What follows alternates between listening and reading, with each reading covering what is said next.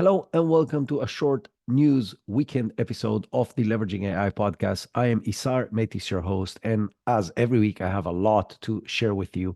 I always start with something that ties directly to one of the things that takes a lot of my time right now, which is teaching the AI business transformation course. And I'm not here to promote the course, but if you're interested, there's a link in the show notes. But a research from Stanford University, together with OpenAI, has proven that breaking down long, complex tasks into smaller tasks within a single chat, what they call meta prompting, allows you to keep the context and the framework of the large language model within the same chat while changing different experts between different segments of the chat, meaning you can use different quote unquote expert models within the LLM to perform different tasks within your one long project. And this process gives you much better results. And per the research, that achieves even better results when combined with a code interpreter to do a wide range of tasks. So the suggestion here, if you have long tasks, to keep them within the same chat, but keep quote unquote switching experts across different segments of the chat to achieve best results. From this research to the largest company in the world right now, which is Microsoft. Microsoft just had its earning call last week. And from that, we've learned that their cloud services revenue grew by 30%. This is staggering, especially that they were pretty far behind AWS previously. And this is obviously driven a lot by the AI services that they're providing and their huge bet on OpenAI. And to prove that AI is driving this, 6% out of the 30 came directly from paying for AI services. But remember, to run these AI services, you also need Azure Cloud. So AI is definitely playing a very big role in Microsoft's growth, both in market cap, but as well as in actual sales and revenue. To make that even more extreme, in a survey that was done by an organization called the Machine Learning Insider, with enterprise AI adoption, has found that despite the crazy hype around AI right now, enterprises adoption remain very low at around 10%, when only 10% have successfully launched Gen AI solutions within their businesses. Surprisingly, within the bigger sectors, the slightly more advanced in adoptions are financial services, banking, defense, and insurance. And behind are education and automotive and telecoms. And I say surprisingly because these are the more regulated industries, but all of them, as I said, on average, are very far behind at least the hype. 46% of companies reference infrastructure issues as the top barrier to adoption of these models within their organizations, and 84% admit they need more Gen AI skills within their employees. The reason I'm telling you this is, first, so you don't feel that you're behind, at least not behind the large enterprises, which by definition are going to move slower. But the other reason is that there's a huge place, A, for additional growth in Microsoft. And I'm not here to make any investment recommendations, but just letting you know what I'm finding. And the other thing is that investing in AI training is key to success in any organization right now. Staying on the Microsoft topic, Satya Nadella, the CEO of Microsoft, has been very loud about the recent issues with Taylor Swift's images that circulated the web. Those of you who don't know, intimate fake images of Taylor Swift has went wild online, especially on X, last week until they were removed. That spurred a lot of responses from a lot of really important people, included the Biden administration. And as I mentioned, Satya Nadella, he basically says that there has to be more guardrails put in place. And the way he suggests to do that is to establish norms, laws, and doing that through a partnership between law enforcement, policymakers, and the tech platforms in order to control and govern AI systems. While Taylor Swift is a big name, and I obviously don't want her or anybody else hurt by fake AI capabilities, this is just the tip of the iceberg. We, as of right now, have no ability to know what is true and what is not from the stuff that we see online, including on personal channels like WhatsApp and so on, because we don't know what our friends are going to send us.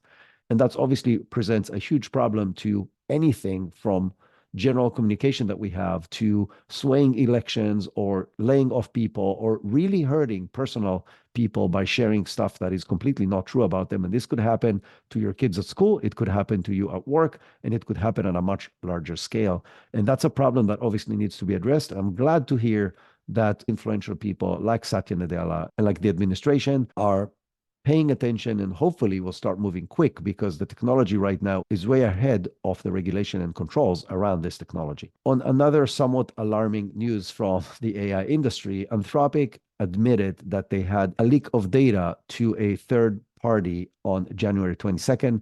The data included customer names and credit balances, but no bank or payment information. But that being said, that again raises concerns on the abilities of these companies to maintain our data safe. And with the growing amount of usage, it's becoming a bigger and bigger concern. From the big names like Anthropic and Microsoft, I want to move to the open source world. Two interesting pieces of news came from the open source world that is moving as fast as the big companies and closed source AI. One of them is that a open source large language model specializes in creating computer code called Alpha Codemium has released a new model that surpasses its predecessor AlphaCode that was created by DeepMind. So they took DeepMind's code and significantly improved it to what they're saying is now a big step forward to the ability of these platforms to generate code better than humans.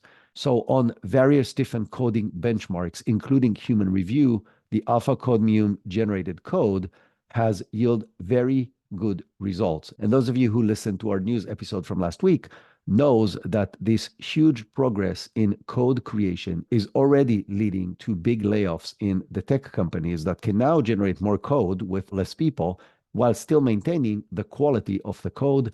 I anticipate that this will continue happening. The other thing that it allows smaller players, small companies, to now do things in coding that they were not able to do before because they just did not have the resources to hire more people. So there's obviously pros and cons to this whole thing.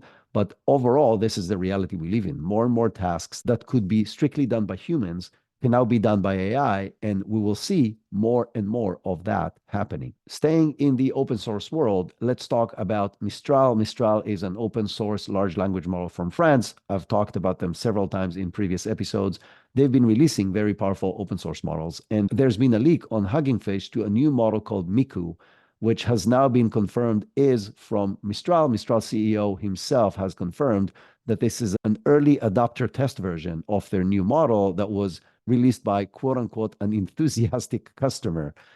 Now, the other thing that he mentioned is that this new model may surpass the capabilities of GPT-4. This means that there's going to be an open source model that is going to be as powerful as GPT-4, which is currently the most powerful generative AI out there, other than GPT-4 Turbo, which has some minor benefits. This does several different things. First of all, it means that there's going to be open source access to extremely powerful models. And again, I don't see this stopping anytime soon. The other thing that it's going to do is it's probably going to put pressure on OpenAI, Claude, all the high-end paid models to come up with new capabilities beyond what they have today, potentially accelerating the release of GPT-5 by OpenAI.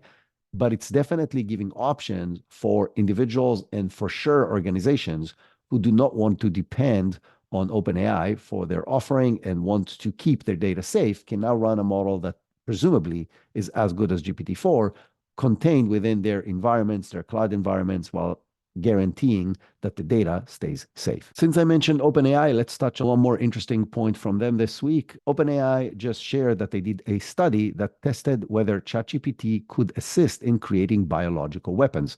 So one of the fears of these very powerful models is that they can be used for negative things and not just positive things. The way they've done the research is they've put together a group of professors and experts in biological weapons and in biology in general, and they have split them into two groups. One group was trying to figure out how to generate biological weapons just using internet search, and the other was using GPT-4 to achieve the same goal. What they found is that GPT-4 provided only what they called a mild uplift in accuracy versus just using the internet baseline. And it also produces a lot of misleading responses during the research process. What that basically means is it means that as of right now, ChatGPT does not provide a significant benefit to somebody who wants to use it to create biological weapons.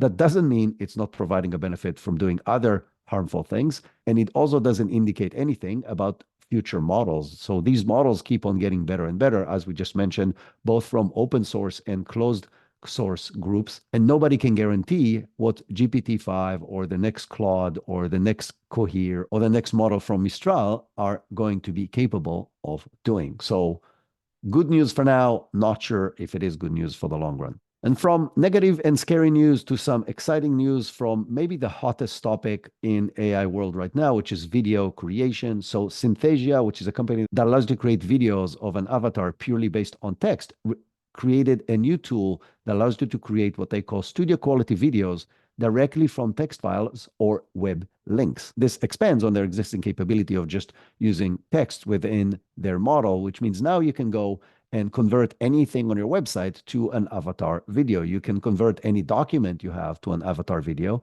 without any additional effort. The AI does not read what's on the website. It actually reads what's on the website or the documents, and within minutes generates a script that describes what's in there and generates the video that will share the information from that source.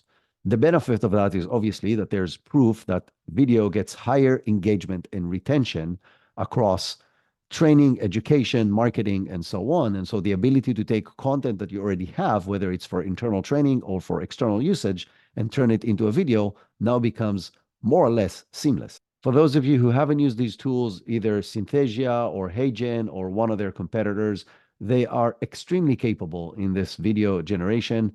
And if you have a need to create any kind of training or marketing or product description or product walkthrough videos, I highly recommend you check them out. I'll put the links in the show notes as well. And moving from video to another topic that's on fire, which is image generation. More and more of those is coming out, but this time it's coming out from Google. Google rolled out what they're calling Image FX. It's a text to image model. It's available through Google's Labs experimental platform, which anybody can access just by signing up to it. It's also available through Bard, through a model they call Imagine 2 that is based on ImageFX, is now available through the Bard chatbot, which means you can now go to Bard and create images just like you can do with DALL-E 3 on ChatGPT. The other interesting thing, going back to Google's and again Microsoft implementation across their offering, is they're now infusing this model across other tools that they have, like ads creation and cloud and workspace. So this ability to create images is going to be available in any place you'll need it across